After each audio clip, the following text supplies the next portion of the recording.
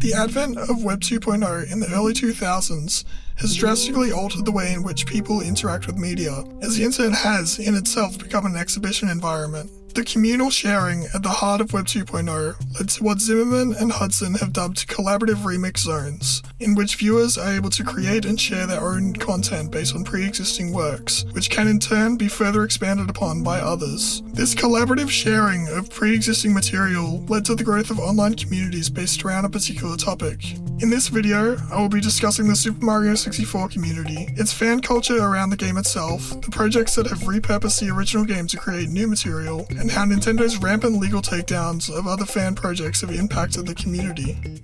To preface, Super Mario 64 is a game released in 1996 as a launch title for the Nintendo 64. Although it was not the first 3D platformer, it revolutionized how people thought about 3D games as a whole and set the precedent for many aspects of game design going forward. Despite being released almost 30 years ago, Mario 64 has been able to maintain one of the most prevalent fan bases to this day, with a community around speedrunning, in which runners compete to beat the game as quickly as possible, at the heart of the community. Over the years, the community has continually found new strategies to save seconds on how quickly the game can be beaten. Because of this, the speedrunning community has been able to maintain interest, as there is a steady drip feed of new strategies to enable the game to be finished faster and faster. Entire events have come into being around the concept of speedrunning, with AGDQ being a popular charity-based event in which runners are able to show off new developments that the community has implemented into their runs. There are even whole YouTube channels dedicated to documenting the history of advancements in the speedrunning community and other special achievements over the years. An article by Jane Roscoe published in 2004 about the interactive experience provided by the TV show Big Brother can be seen as a precursor to these online communities. Quote, "In terms of the different delivery platforms, these multi-platform events mimic change patterns of media consumption and new modes of communication. The experience offered to audiences from Big Brother, in which viewers play a role in the outcome of the show, can be seen as a precursor for how the internet has come to be used in the Web 2.0 landscape. As stated by Bjarke Voltison, quote, "The interactive and participatory aspects of new media objects further erode the distinction between artists and audiences and offer a model which has been termed the rise of the prosumer.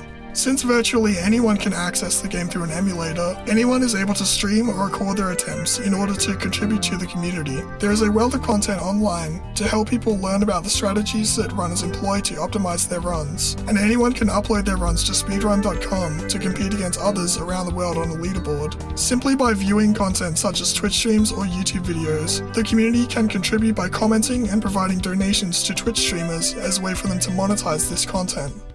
However, speedrunning is far from the only content that has been produced from the Mario 64 community. As stated by Zimmerman and Hudson, quote, "The materiality of the cinematic is no longer sacralized, it is now endlessly reworked. Although in this case they are discussing remix culture in relation to cinephilia, this same framework can be applied to video games, especially given the cinephilic, or rather gamophilic, status of Mario 64. The game has seen a wealth of preservation by its community, even going as far as to recreate the entire game from the ground up through a decompilation project, in which the source code of the game is picked apart to see exactly how it works. From this, a PC port of the game has been created, which has been meticulously crafted to be as faithful to the original vision for the game as possible, since the hardware at the time of Mario 64's production limited what the developers were able to do.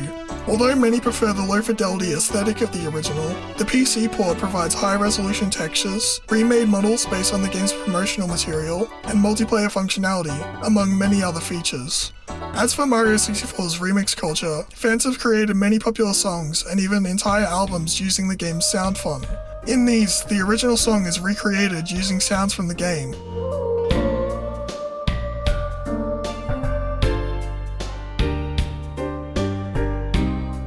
However, the most obvious element of the game's remix culture is in its ROM hacks. ROM hacks are fan-made projects where the original game is altered in some way. This can be as minimal as changing the textures of some objects, but it can go as far as to make an entirely new game using Mario 64 as a foundation. One of the most fascinating ROM hacks is, in my opinion, Christopher Rio Lilo's B3313.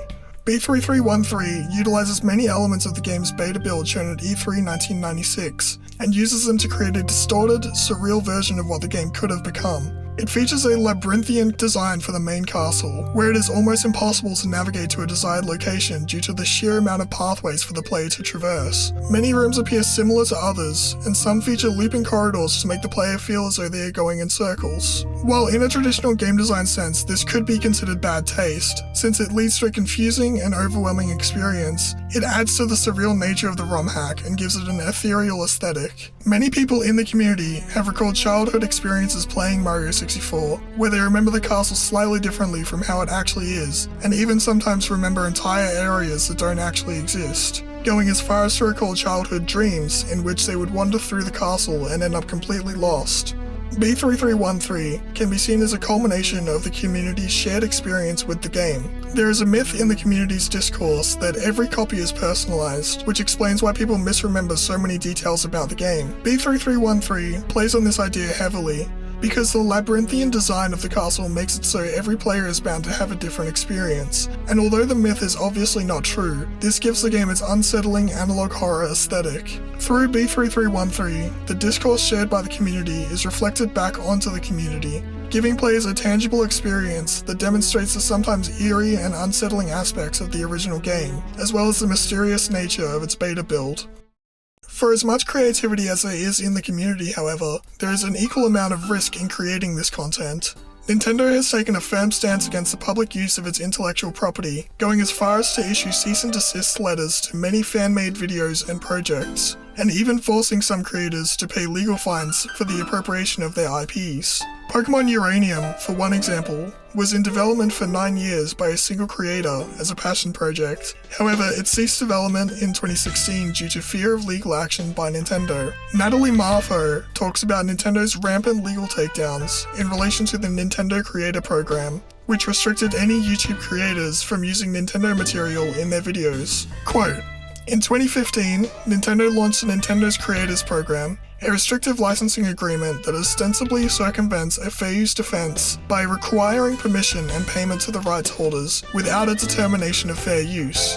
Although the content uploaded to YouTube at this time more often than not fell under the legal definition of fair use, Nintendo forced any content creator who wanted to show any part of their game to do so under their creator program, in which Nintendo would receive a large portion of the revenue generated by said video." In Marfo's analysis of the creator program, she concludes that, by circumventing a fair use defense, the Nintendo Creators Program does not follow judicial precedent. The Nintendo Creators Program was removed from YouTube in 2018, shortly after this note was published. Despite this, Nintendo has set a clear precedent concerning the use of their IPs, and because of this, the community's creativity has been stifled. This impacts the community, as would-be creators may choose not to create new content out of fear of legal action. Overall, the Mario 64 community demonstrates a shift in the experience of the spectator at the advent of Web 2.0 technology. As Voltison indicates, the lines have blurred between spectator and creator in the online realm, as they have become prosumers, which perpetually generate and consume content, and form communities around this content. While copyright holders have the right to decide how their IPs are used, this restriction of creativity is harmful to the online communities, and as such impacts the experience of the spectator, as this remixed content becomes risky to create. Despite this, the emergence of collaborative remix zones has allowed for a new form of creative expression. By repurposing established material to make something new, the spectator is engaged in a perpetual cycle of unique content. As Nicholas Bourriaud states, the artwork is no longer an endpoint, but a simple moment in a chain of contributions.